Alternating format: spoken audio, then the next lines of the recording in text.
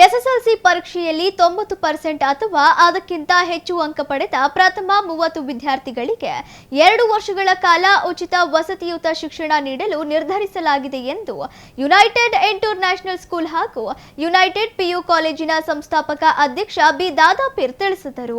ಸುದ್ದಿಗೋಷ್ಠಿಯಲ್ಲಿ ಮಾತನಾಡಿದ ಅವರು, ಕಳೆದ 9 ವರ್ಷಗಳ ಹಿಂದೆ ದಾದಾಪೀರ್ ಅವರ ತಾಯಿಯ ಹೆಸರಿನಲ್ಲಿ ಶಾ ಎಜುಕೇಷನ್ ಟ್ರಸ್ಟ್ ಸ್ಥಾಪಿಸಿದ್ದು, ತಾಯಿಯ ಹೆಸರಿನಲ್ಲಿ ಸಾಕಷ್ಟು ಸಾಮಾಜಿಕ ಕೆಲಸ ಮಾಡಿಕೊಂಡು ಬರಲಾಗುತ್ತಿದೆ ಎಂದರು. 2017ರಲ್ಲಿ ಆರಂಭವಾದ ಟ್ರಸ್ಟ್ನಲ್ಲಿ ಪ್ರಸ್ತುತ 1200ಕ್ಕೂ ಅಧಿಕ ವಿದ್ಯಾರ್ಥಿಗಳು ವಿದ್ಯಾಭ್ಯಾಸ ಮಾಡುತ್ತಿದ್ದು, 2023ರ ಎಸ್ಎಸ್ಎಲ್ಸಿ ಫಲಿತಾಂಶದಲ್ಲಿ 100% ಫಲಿತಾಂಶ ಬಂದಿದೆ ಎಂದರು. 2023-24ನೇ ದಾವಣಗೆರೆಯ ಪ್ರತಿಷ್ಠಿತ JH Patel academy, BIT road near Hemavathi hostel, Davanagere admission open now. ಸಾಲಿನಲ್ಲಿ ಯುನೈಟೆಡ್ ಪಿಯು ಕಾಲೇಜು ಆರಂಭಿಸಿದ್ದು, ಈ ವರ್ಷದಿಂದ ಎಸ್ಎಸ್ಎಲ್ಸಿ ಪರೀಕ್ಷೆಯಲ್ಲಿ 90% ಅಥವಾ ಅದಕ್ಕಿಂತ ಹೆಚ್ಚು ಅಂಕ ಪಡೆದ ಪ್ರಥಮ 30 ಬಡ ವಿದ್ಯಾರ್ಥಿಗಳಿಗೆ 2 ವರ್ಷಗಳ ಕಾಲ ಉಚಿತ ವಸತಿಯುತ ಶಿಕ್ಷಣ ನೀಡಲು ನಿರ್ಧರಿಸಲಾಗಿದೆ ಎಂದರು. ಸುದ್ದಿಗೋಷ್ಠಿಯಲ್ಲಿ ಪ್ರಾಂಶುಪಾಲರಾದ ನಾಗರಾಜ್ ಎಂಟಿ, ವಾಸಿಂ ಪಾಷಾ ಇದ್ದರು.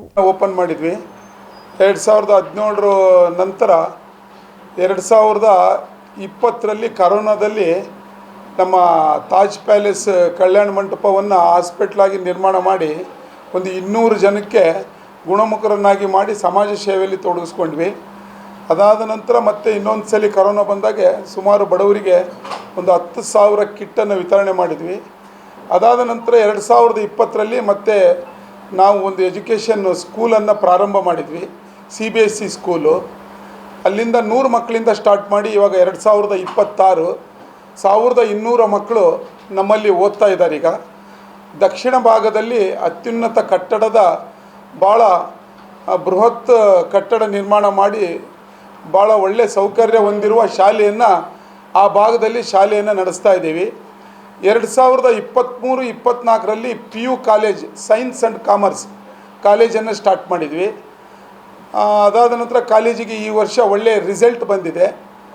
ಒಂದು ಡಿಸ್ಟಿಂಕ್ಷನ್ ಬಂದಿದೆ, 23 ಫಸ್ಟ್ ಕ್ಲಾಸ್ ಪಾಸಾಗಿದ್ದಾವೆ.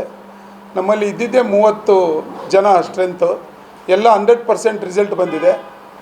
ಈಗ 5-6 ವರ್ಷದಿಂದ ನಾವು ಶೈಕ್ಷಣಿಕ ಕ್ಷೇತ್ರದಲ್ಲಿ ಮುಂದುವರಿತಾ ಒಳ್ಳೆ ಮಟ್ಟಕ್ಕೆ ಬಂದ ನಂತರ ನಮ್ಮ ತಾಯಿ ಶಾ ಎಜುಕೇಷನ್ ಟ್ರಸ್ಟ್ ಅಂದರೆ, ಶಾ ಅಂದರೆ ನಮ್ಮ ತಾಯಿ ಶಾಜಾದ್ ಬಿ ಅಂತ ಅವ್ರ ಹೆಸರಲ್ಲಿ ನಿರ್ಮಾಣ ಮಾಡಿರೋದ್ರಿಂದ ಈ ವರ್ಷ 90% ಉತ್ತೀರ್ಣರಾದ ಮಕ್ಕಳಿಗೆ 30 ಜನಕ್ಕೆ ಉಚಿತ ಶಿಕ್ಷಣ ನೀಡಬೇಕಂತ ನಮ್ಮ ಸಂಸ್ಥೆಯಿಂದ ತೀರ್ಮಾನ ಮಾಡ್ಕೊಂಡಿದ್ದೀವಿ. ನಾವು ಪ್ರಾಪರ್ಲಿ ಮಕ್ಕಳಿಗೆ ತಗೊಳ್ಳೋದು ಚೆನ್ನಾಗಿ ಓದೋರಿಗೆ ಅಂತ ನಾವು ತಗೊಳ್ತಾ ಇಲ್ಲ. ಪಾಪ 75%, 80% ಬಂದರೂ ಸ್ಕೂಲಲ್ಲಿ ಸರಿಯಾಗಿ ಎಜುಕೇಷನ್ ಸಿಗಲಿಲ್ಲ ಅಂತ ಹೇಳಿದರೆ 85% ಬಂದಿರೋ SSLC ಬಂದಿರೋ ಮಕ್ಕಳಿಗೆ ನಾವು 90-95+ ಬರೋ ಹಾಗೆ ಅವ್ರ ಹಿಂದೆ ಎಷ್ಟು ಕೆಲಸ ಮಾಡಬೇಕೋ ಅದನ್ನು ಇಂಡಿವಿಜುವಲ್ ಕೇರ್ ಕೊಟ್ಟು ಪ್ರಾಕ್ಟೀಸ್ ಮಾಡಿಸ್ತಾ ಇದ್ದೀವಿ. ಬೆಳಿಗ್ಗೆ 6 ಗಂಟೆಯಿಂದ ರಾತ್ರಿ 11 ಗಂಟೆವರೆಗೂ ಮಗು ಬಂದು ನಾವು ಪ್ರಾಕ್ಟೀಸ್ ಮಾಡ್ತೀವಿ ಅಂತ ಹೇಳಿದರೆ, ನಾವು ಎಕ್ಸ್ಟ್ರಾ ಕೆಲಸ ಕೊಟ್ಬಿಟ್ಟು ಅವರಿಗೆ 80 ಬಂದಿದೆ, ಸ್ಕೂಲಲ್ಲಿ ಬೇಸಿಕ್ ನಾಲೆಡ್ಜ್ ಸಿಗಲಿಲ್ಲ ಅಂತ ಹೇಳಿದರೆ ನಾವು ಕಾಲೇಜಲ್ಲಿ ಪ್ರತಿಯೊಂದು ಸಬ್ಜೆಕ್ಟಲ್ಲಿ ಇಂಡಿವಿಜುವಲ್ ಕೇರ್ ಅಂತ ಹೇಳಿಬಿಟ್ಟು ಕೊಡ್ತಾ ಇದ್ದೀವಿ ಸರ್. ಕಾಂಪಿಟೇಟಿವ್ ಪ್ರತಿಯೊಂದು ಭಾಗದಲ್ಲೂ ಇವಾಗ ತೊಗೊಳೋದಕ್ಕೆ ಆಗ್ತಾ ಇಲ್ಲ. ದಕ್ಷಿಣ ಆ ಕಡೆ ಕಾಂಪಿಟೇಟಿವ್ ಇಲ್ಲ, ಬೋರ್ಡ್ ಅಷ್ಟೇ ಮಾಡಿಸ್ತಾ ಇದ್ದಾರೆ. 70,000-80,000 ಫೀಸ್ ತೊಗೊಂಡ್ರು ಎಲ್ಲ ಮಕ್ಕಳಿಗೂ ಒಂದೇ ಕ್ಲಾಸಲ್ಲೇ ಹಾಕ್ತಾ ಇಲ್ಲ. ಇವಾಗ ಅಲ್ಲಿ ಡಿವಿಷನ್ ಮಾಡ್ತಾ ಇದ್ದಾರೆ. ಚೆನ್ನಾಗಿ ಓದೋ ಮಕ್ಕಳು 1 ಲಕ್ಷ ಕಟ್ಬಿಟ್ಟು ಕಾಂಪಿಟೇಟಿವ್ನ ಕ್ಲಿಯರ್ ಮಾಡ್ಕೊಂಡು ಹೋಗಿಬಿಡ್ತಾರೆ. ಪಾಪ ಗೌರ್ಮೆಂಟ್ ಕಾಲೇಜಲ್ಲಿ ಓದಿ ಕನ್ನಡ ಮೀಡಿಯಮ್ಮು, ಇಂಗ್ಲೀಷ್ ಮೀಡಿಯಮ್ಮು ಇಲ್ಲದೇ ಉರ್ದು ಅಂತ ಹೇಳಿಬಿಟ್ಟು ಓದಿರ್ತಾರೆ.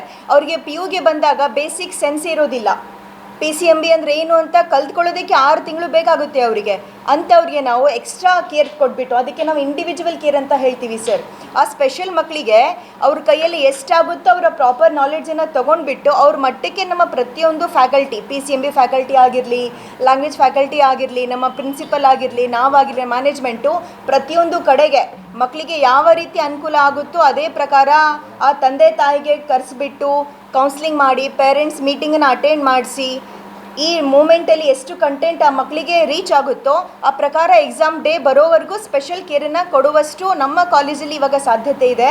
ಎಷ್ಟಾಗುತ್ತೋ ಮೆಜಾರಿಟಿ ನಾವು ಅಡ್ಮಿಷನ್ಸ್ ತೊಗೋಬೇಕಾದ್ರೆ 90% ಬಂದಿರೋ ಮಕ್ಕಳು ನಮ್ಮ ಕಡೆ ಬರ್ತಾ ಇರೋದು ತುಂಬ ಬಡ ಮಕ್ಕಳೇ.